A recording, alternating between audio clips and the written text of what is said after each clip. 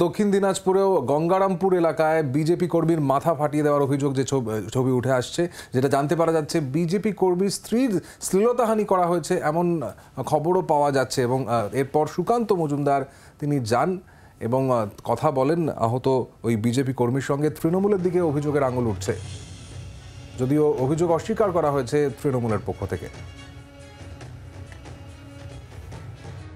মানলো এটা পার্টিগত হিসাবেই আমি এর আগে একটু ভোটের জন্য ভোটের ভিতর পঞ্চায়েত ভোটেতে আমি বলেছি যে দেখো যে যার ভোট যেখানে যার ভালো লাগবে সে সেখানেই ভোট দিবে, তোমরা এরকম বাধা বিঘ্ন দিও না। সেই দিকেই ইস্যুটা আছে,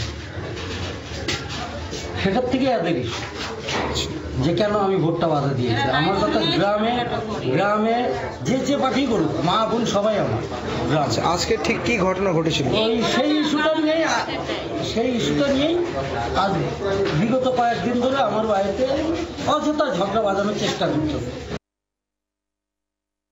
আমাদের এক কর্মী, তার নাম জয়দেব দাস, তাকে তৃণমূল কংগ্রেসের কিছু কর্মী, পাশের বাড়িতেই থাকে তারা আক্রমণ করে, মাথায় ধারালো অস্ত্র দিয়ে, হাসুয়া দিয়ে, রড দিয়ে হামলা করে।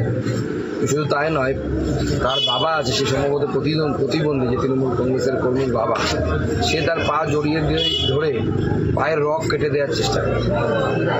এখন তাকে হসপিটালে ভর্তি করা হয়েছে। তার স্ত্রীর শ্লীলতাহানির চেষ্টা বলতে শ্লীলতাহানি করা হয় না। আমাদের তৃণমূল কংগ্রেসের লোকজন মারধর করেছে বলে আমার মনে হয় না। এখন মিথ্যে অভিযোগ ওরা করতেই পারে, যেহেতু এখন দেখছে যে আমাদের এখানকার বালুরঘাট লোকসভা কেন্দ্রের প্রার্থী বিপ্লব মিত্র হয়েছে, যার জন্য এরা মিথ্যে অভিযোগগুলো করছে। তাহলে বিজেপি যে অভিযোগ করছে এটা কি তাহলে ভিত্তিহীন? একদম ভিত্তিহীন হবে।